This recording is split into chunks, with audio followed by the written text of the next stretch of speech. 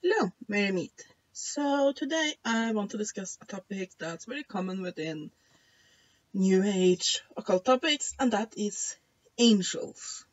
And specifically, what is angels? Because there's a lot of confusion on this topic. Now let me begin by saying that every time I make a video with the word angel in the title, I get a lot of fanatical Christians who are out to save my soul, telling me how evil anything to do with angels that are not specifically kosher in their version of Christianity is. And I have to say that while I do appreciate your concern for my immortal soul, I'm quite happy with the religious beliefs I have, so you will be wasting your time trying to convert me. So, after that little disclaimer, let's get on to the topic. Now, what most people think of when they think of an angel is a very pretty white person with fluffy, feathery angel wings. Yes, yes. This is the modern idea of the Christian angel. Of course, in the Bible, that's not exactly how angels are portrayed. They are like these inhuman, flaming creatures with who know so many pairs of angels. It varies between pairs of wings. It varies between each type of angel and so on. But it's usually in a dozen or more. So yeah. I mean, if you wonder how the shepherds on the fields would be so terrified at seeing a pretty white dude with wings come down and tell them the good news. Now, to be quite honest, if a flying person with wings landed before me, I would probably be a bit startled myself.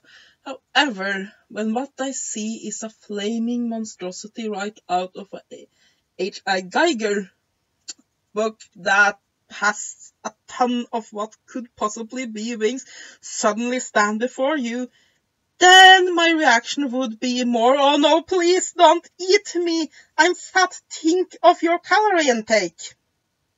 Take the neighbor.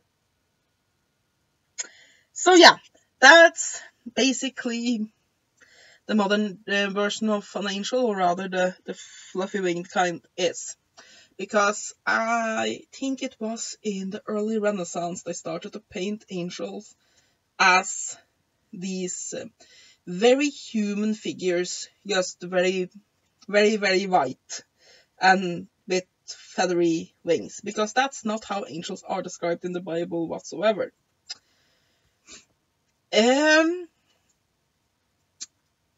Now, of course, the word angel means messenger, and within a Christian context, they were beings that were created before humans. They're sentient but lack a will of their own, and they serve as go-betweens between God and human beings. And that is meant to be their only function. As basically go-betweens, they also have a few functions within heaven. You have one choir that only stands around God's throne and sing holy, holy, holy all day. And quite a few those, but we don't need to go into exact details about every function of angels. But basically that's what they are. They're messenger between God and humankind. Now, here's where a lot of Christians seems to not get it. When they claim that everybody who uses the term angel are wrong, like quite a few New Agers that do this as well, because they have the idea that it's only a Christian concept. No, because if you look at so many different religions, you have legends of winged beings that act as messengers between the gods and humans. For example, in Old Norse mythology, you have the Valkyries, who are basically winged women who come and collect the souls of brave warriors to take them to Valhalla. In the Greek-Roman tradition, you have Hermes, a messenger god who wore winged boots, and basically, while the idea of Hermes or Mercury, as it's also known as, has changed a bit over time because several myths and legends have merged together. One of his main functions was as the messenger. Egyptian mythology have winged beings that act as messengers. Native American spirituality has the idea that birds are the messengers between spirit and human. If you look at all different kinds of religions, you find this again and again and again, the winged messengers. So no, the concept of angels is not a solely Christian one. So basically what you can say an angel is a spiritual entity that acts as a messenger between humans and the divine. Now, if you look, Christians feel that angels should not be focused on themselves. They should only serve the purpose of messenger. Well, if you look into the more New Agey ideas of it, then angels very often become something very close to worship in and of themselves. Now let's have a look at the New Age idea of angels. First of all, there's a lot of mix-up there because, and this really started with quite a few Christians as well, that this idea that no, everybody who is dead is an angel. Because if you look at the actual Christian mythology, this is not so. Angels are immortal beings that were created before humans. A dead human soul do not become an angel. Just like you do not become a tree if you drink chocolate milk.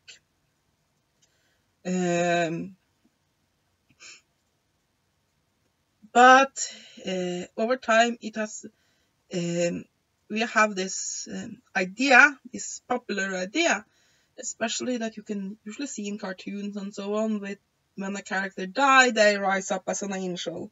And this has made this connection between dead people and angels.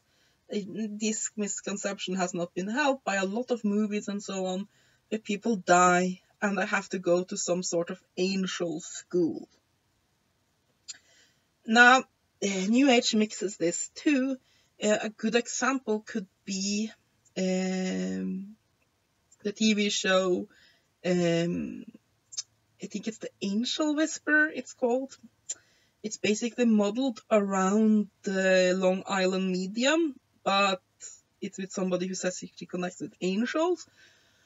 Only that the thing she's referring to are actually dead people. She is a medium. She doesn't communicate with angels. She communicates with spirits. Now, of course, we are just using terminology here, but just be aware that a lot of people use the term angel very differently from one another. So,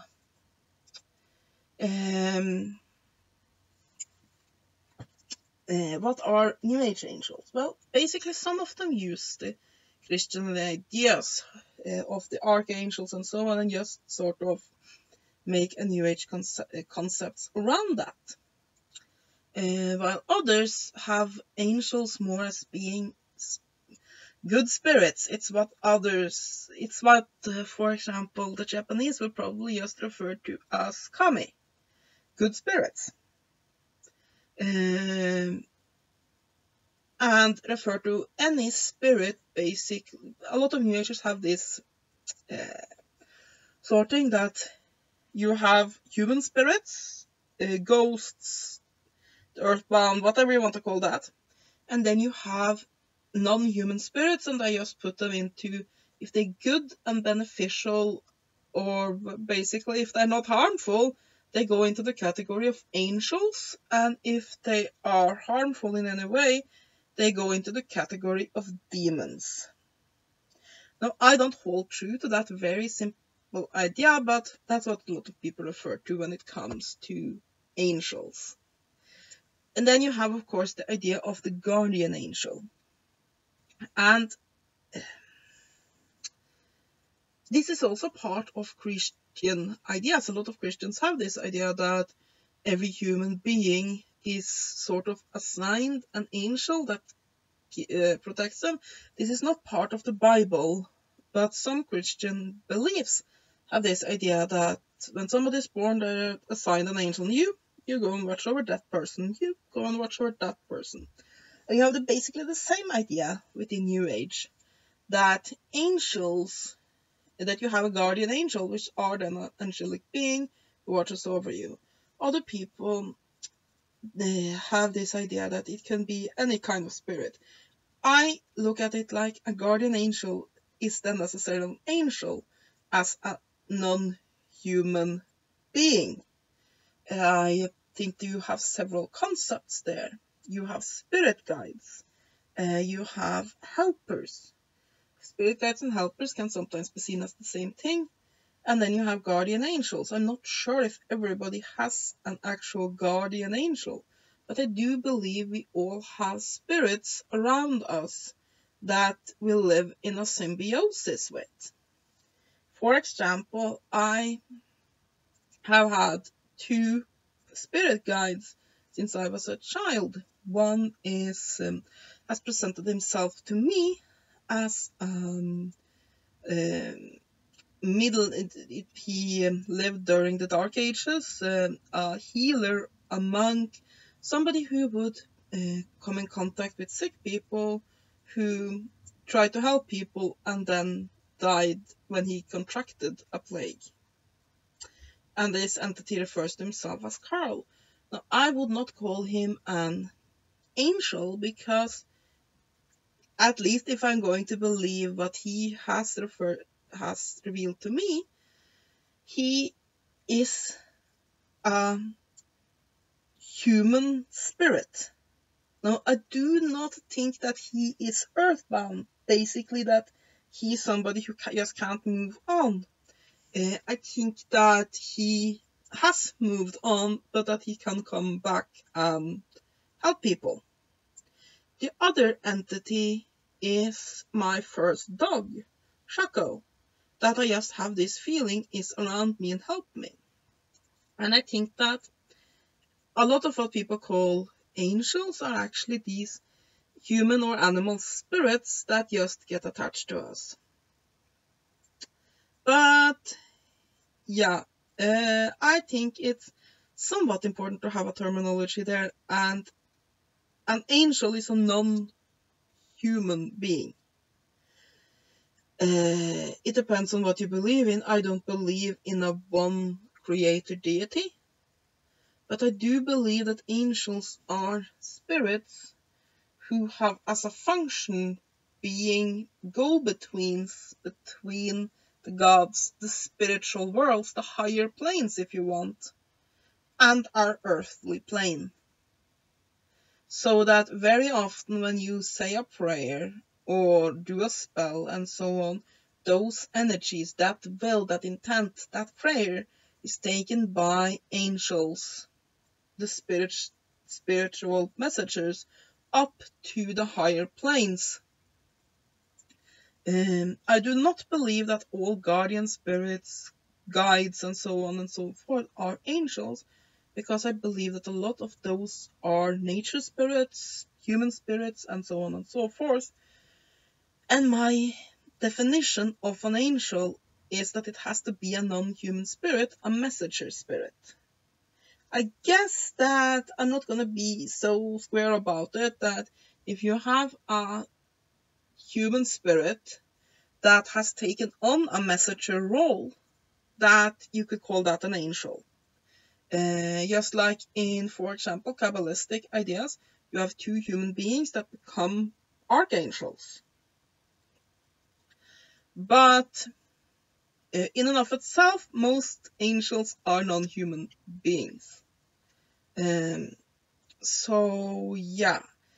So my main points about this is that no, Christianity is not the only ones that have had the concepts of angels, though our modern Western idea of the messenger spirit is very much colored by Christianity, and even more so colored by the Renaissance renderings of angels as these pretty, benign, very white people with wings.